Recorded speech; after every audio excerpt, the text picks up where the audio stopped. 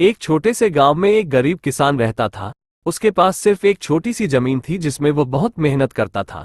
और किसान की दोस्ती गांव के ही एक सेठ से थी जो बहुत अमीर था। गांव में ही उसकी बहुत बड़ी दुकान थी। किसान के पास गाय, भैंस और बकरी थी। सेठ सुबह से अपनी दुकान की ओर चल पड़े।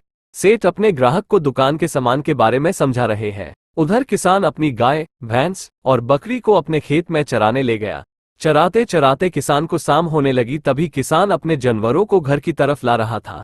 तभी जानवरों की नजर एक भेड़िए पर पड़ी तो सभी जानवर भाग खड़े हुए। भागते भागते सभी जानवर इधर उधर हो किसान भी उनसे दूर हो गया। रात बहुत हो चुकी थी। भेड़िए ने बकरी को रोक लिया पर बकरी ने भी संघर्ष किया पर भेड़िए ने बकरी को मार दिया और उससे अपनी भूख मिटाने लगा। किसान उदास होकर अपने घर के बाहर पेड़ के नीचे बैठा था। तभी सेठ अपनी दुकान पे जा रहे सेठ की नजर किसान पर पड़ी। सेठ ने कहा, भाई तुम इतने उदास क्यों हो? क्या हो गया भाई, मुझे बताओ, शायद मैं कुछ कर सकूं। तभी किसान ने सेठ से कहा कि क्या बताऊं सेठ, कल मैं जब अपने जानवरों को शाम के समय घर ला रहा था तभी जंगल में भेड़िया दिखा जिसे देखकर सभी जानवर डरकर भाग गए और मेरी बकरी को मारकर खा गया। सेठ ने कहा, कोई बात नहीं, उदास मत हो, ये लो कुछ पैसे, शायद तुम्हारी कुछ मदद हो जाए। तुम्हारे पास कुछ पैसे हो जाएंगे तब मुझे लौटा देना।